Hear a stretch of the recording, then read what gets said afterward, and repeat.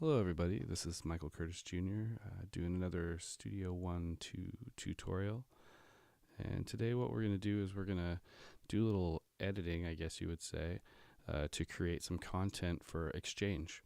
If you're not familiar with what Exchange is, just briefly, it's basically an environment within the browser of Studio One that's designed to allow users such as myself or anybody else to create content to share with others. That could be drum loops, bass loops, preset patches, effects chains, you name it. But what we're going to do today is I've recorded some basic multi-track drums, multi-track meaning kick, snare, hi-hat, tom 1, through tom 3, and overheads.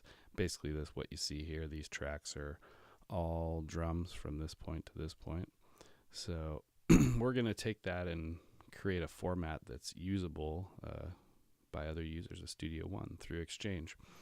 So to start off with, I'll just play a little bit of these drums so you can get an idea of what's going on with that.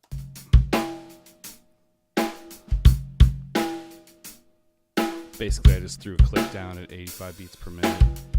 Record these drums through a Studiolive 16 4.2, and the thing is amazing. I highly suggest if it's within your means to get one of those right away. But anyways, onto this. So basically, I just recorded these drum grooves, nothing flashy.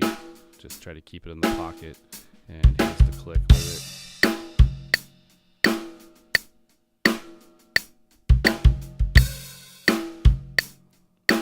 Try to vary it, keep some stuff where I'm just coming straight down on the hi-hat, on the downbeat. Try to vary it up, but yet keep it consistent.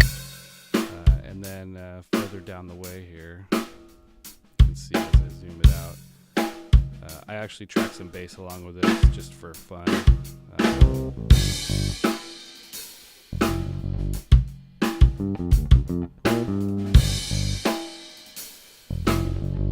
We'll cut that up too. But anyways, you can see this gap here, and what I did is I just left it rolling with the click. I stopped and let the cymbals ring out or choked them out. And then once I get to that point, these little blobs you see here are actually fills. And what I did is I recorded a groove for a while, and then I recorded some fills in a separate space, as you'll. And I intentionally kind of left the downbeat off, like I put a cymbal crash in there. And I do that because back here in the groove section, we've got some parts that have cymbal crashes on them, like I believe back here. There's a cymbal crash on the downbeat. And that's perfect for coming out of something like this. Boom. Okay, there's your crash where you would jump back. So anyways, let's get started on this. I'll show you guys how easy it is to take these multi-track sessions. And just, for those of you that might be wondering, well, like, how is this applicable to me? Well, if you record with Studio One, maybe you've had a drummer in that did a cool session at your spot and you still have the stems, or maybe you've got some old archive stuff on a drive that are on WAV files, and you can pull them into Studio One and quickly create yourself some drum loop libraries. Whatever loops you got, if the stuff's to a click, or even if it isn't, you can detect the transients and line everything up, and away you go. But so here's the quick way to do this. So we've got all these tracks.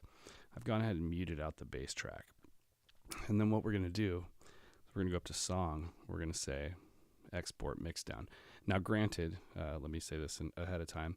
I've gone ahead and already put some stuff on the drums. So we got some plugins, some gates, some high pass filters, compressor on the kick drum, just some basic stuff, and then a multi-band compressor on the bus. So, and then I put a limiter on the master on the main out over here. I did that so that when we do what we're about to do, it doesn't end up clipping out the drum tracks as we're exporting it. So what we're going to do is we're going to come up here, and I've got my marker lane open by hitting the little flag here. And you can see I have a start and an end point set. So I'm going to come up here to song, and I'm going to say export mixdown. And what this is going to do is it's going to export it just as I have it sounding right here, minus the click, just like I have it here, but it's going to combine all these files into one stereo wave file. So what we're going to do is we're going to go export mixdown. And we're going to name this drums to loop. Okay. And we've got it set up 1644. That's fine. I think that's what I recorded it at. And we're going to say between selected markers, start and end. Okay. And it says it's 2 minutes. That's fine. Here's an important part. We're going to say import to track. And what's going to happen is when we're done, when it's done bouncing this or exporting it, it's going to bring it right back in for us. So here we go.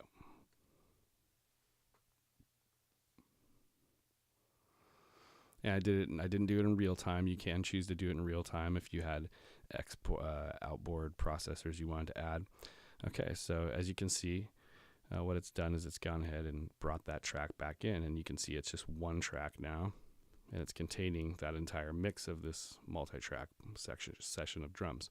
Now I've already created a folder here, so I'm going to just go ahead and close the folder with the drum tracks, original drum tracks in it. I'm going to mute it, and if I play it, we should just have the 2-track stereo wave file now of the drums. And we can expand this out. Now with this folder closed, we have a lot more workspace to be able to look at this, and that's very, very, very good.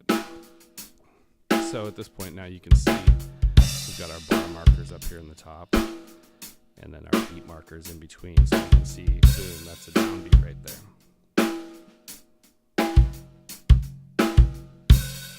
Okay, so we've got, this is a pretty cool spot right here.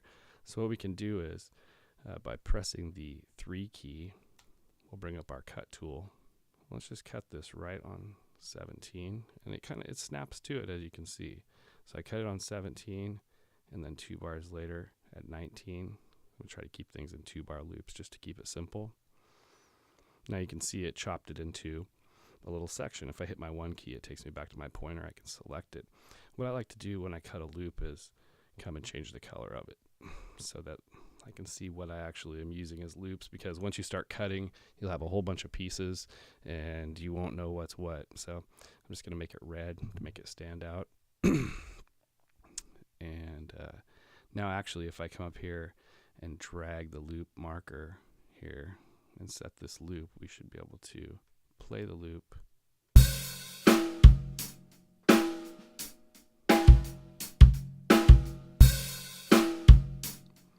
I kind of clipped the front of that a little bit.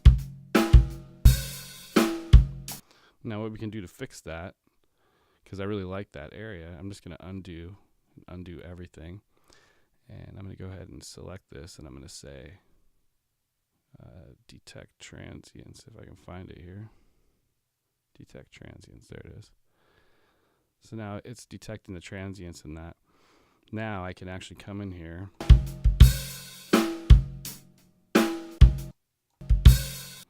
and I can grab onto this. Let's see how I'm going to do that. Gotta grab this tool right here, the bend tool. Now with the bend tool, I can literally grab this note and shift it over. Now let's see what that loop sounds like.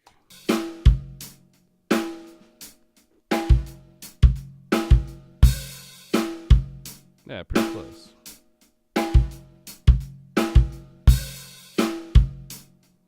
Okay, so I can live with that. And what we're going to do now is we're going to go back and recut this. Cut it again at 17 and at 19. And let's see, go back to our pointer.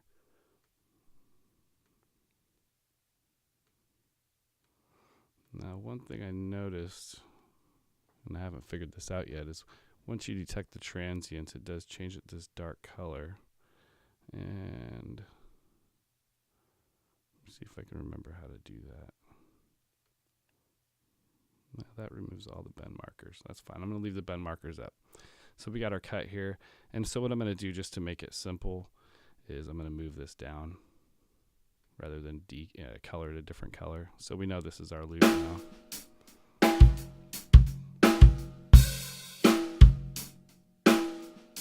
Okay, so that's one loop. I won't do a whole bunch of these. We'll just do a couple.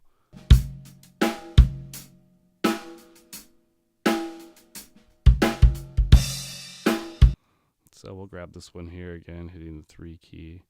We'll drop it on 13 and 15. Hit the 1 key, drop that loop down. So now if we want to go back and check it, we can go back and run the loop here.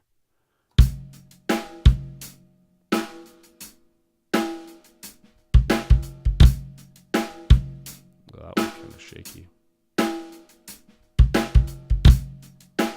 Okay, so check this out. We'll take this back up and we will actually undo our cuts. We'll select this and let's go ahead and quantize it. So we'll hit the Q key. We'll see if that fixes it up.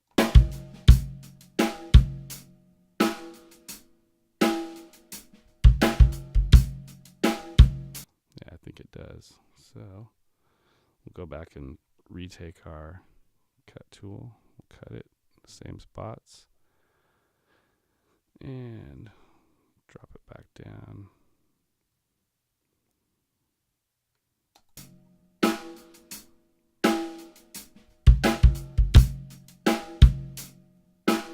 Still got a bit of a glitch there.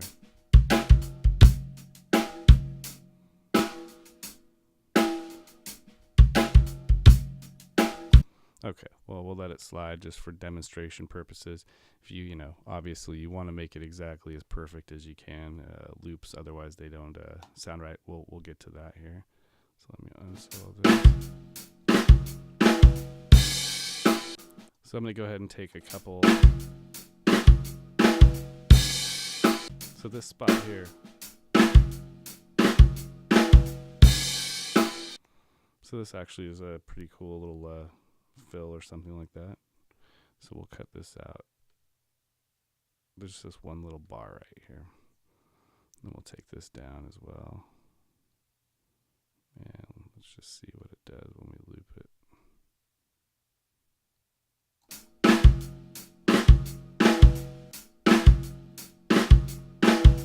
Okay, and let's find that one spot where the crash was at back here. See if I can zoom this out a little bit. Find that. I think it's bar 7 around.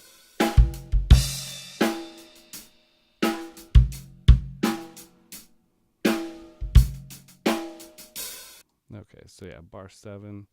Let's go ahead and cut that. Bar 7 to bar 9. Back to our pointer, drop this down. Okay, so at this point, let's check this. And again, I'm just going through the basics. You definitely want to take your time and do this painstakingly to get all of your samples right on the money.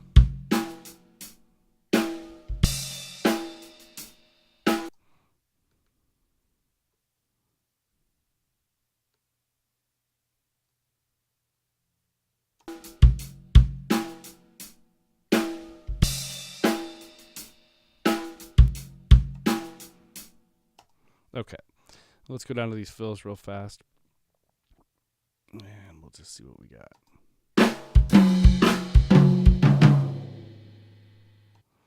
All right, I'll just quickly chop these up.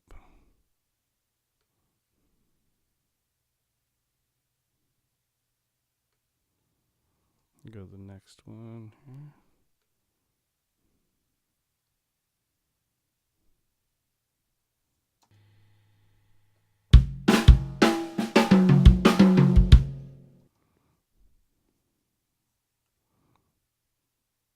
And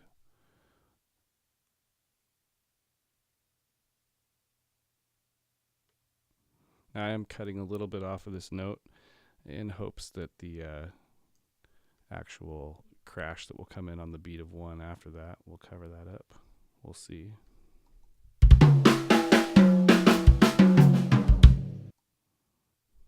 Yeah, I'm going to skip on that one. All right, I'll take that.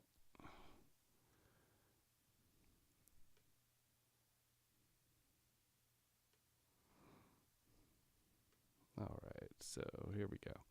So now we got these pieces here. Let me go down here, zoom this in, or out rather.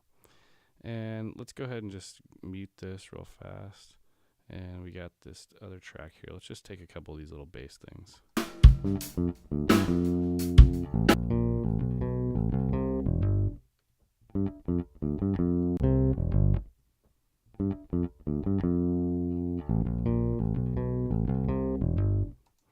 right, let's try to take that.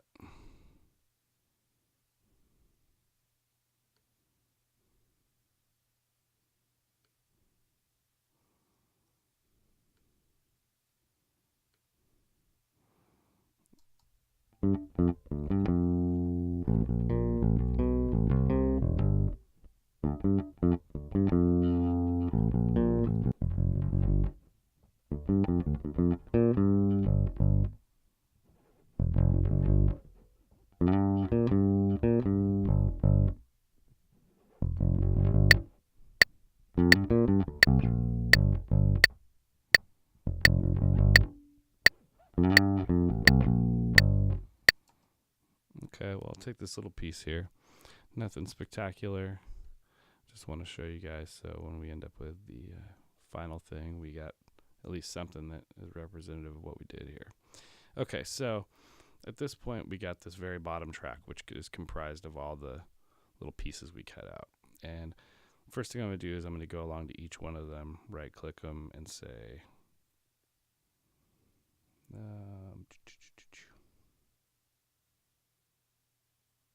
bounce selection.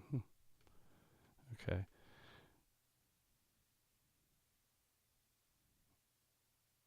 Okay, this is where we're looking right here. Merge to audio part. So I merged that to audio part. Merge to audio part. Must have just been not noticing it. I'm merging all of these little pieces into audio parts. And basically what that's doing is turn them into loops.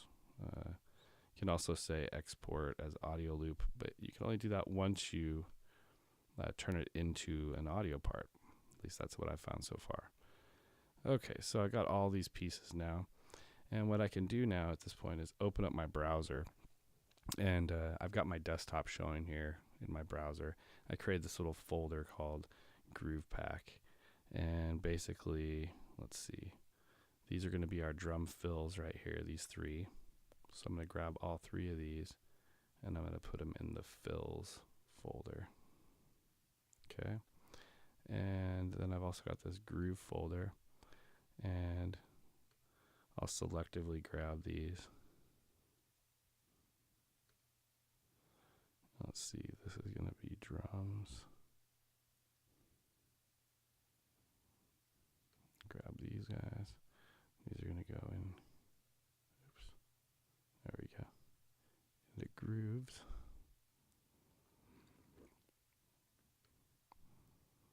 Then I got this one also. This goes into grooves.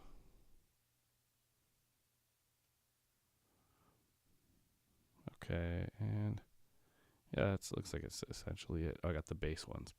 So I'll put those in grooves also. So I got these two little bass guys. I'll just drop that into grooves. Okay, so now you can see over here, I've got this whole setup right here that's basically fills and grooves, and it's in a folder called Groove Pack. So at this point, I can actually right-click it, and I could say Mount Folder as Soundset. And I would suggest doing that just to test it out and make sure. You can go through and obviously fill out all the information. You can add your own custom icon picture to the actual sound set that you're creating. I'm just going to go ahead and mount this for right now. And so now you can see right here, it turned into this Groove Pack, and it's got my stuff contained into it. So that's on the desktop. Now what I'm going to do is I'm going to go ahead and save this and close it. And we're going to create a new song, and we'll just make it an empty song. And what we're going to do is we're actually going to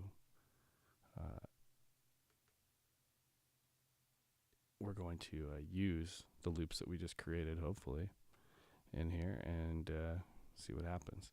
So we've got these basic drum grooves. If we double click it, it starts playing in the preview down here, and you can see it's got the metronome tempo lock on here, so it's playing it at the song tempo. So those loops that we cut now, if we want to, they were recorded at 85 beats per minute, as you can see in the little notes down here, but now we're at 120. So if we wanted it to be 90, we can just come down in the browser. Okay, so let's just say, let's make it 105.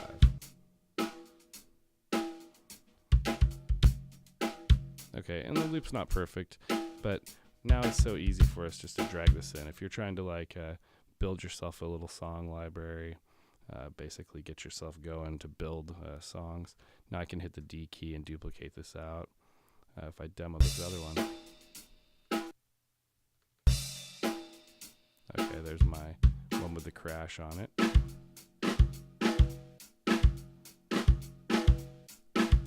There's one of my fills that should have been in the fill thing, but let's throw this in and see what it does here, and then we'll follow it with the crash. Okay, now let's go ahead and see what happens here if we play this. Oh, okay, well here's what happened. It did not play properly because in my inspector I need to have this into stretch events, so that should fix that. Okay, I'm a liar. It should be tempo mode, follow. Okay. And now I'm looking like a complete fool. But let's see. Normally that's all it takes to make it happen.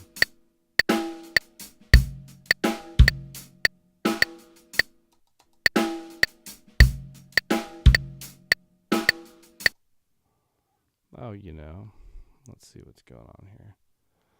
Let's go in our song setup, stretch audio files to song tempo. Yeah, that's correct.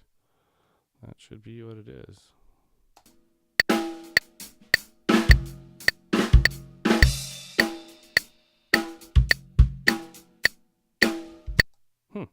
Well, that one stretched to the song tempo. That's very interesting. Oh, there we go. Very, very interesting. So it took a second for it. Oh, okay.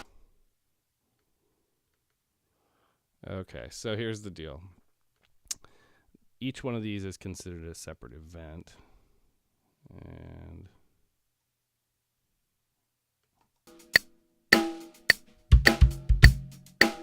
so each event has to be set to stretch events. There we go.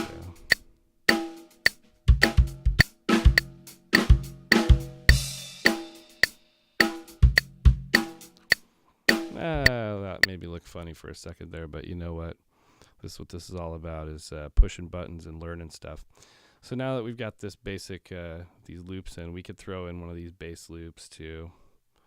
We could throw this in, let it play 2 bars of that, and then maybe throw this bass loop in and see what it does. We'll just duplicate that out a couple times.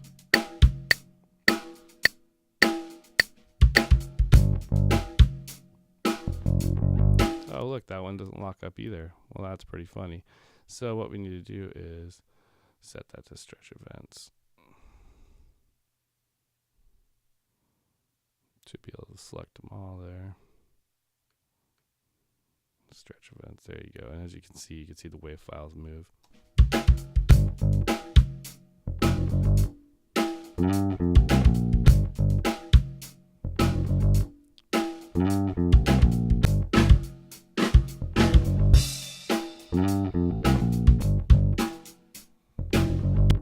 Yeah, so you could quickly build an arrangement using loops that you created.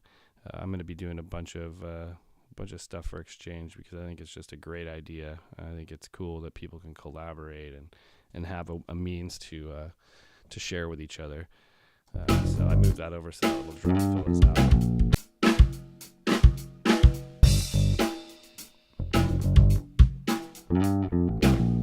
And if I was spending more than 20 minutes or so working on this, obviously, like I said, I would clearly go through and edit my loops to be perfect. At any rate, so now that I've got this set up, this groove pack, now I can actually say unmount Soundset folder as Soundset. And then if I right click on it, I could say pack Soundset from folder. And if I do that, then it again prompts me with the same exact information.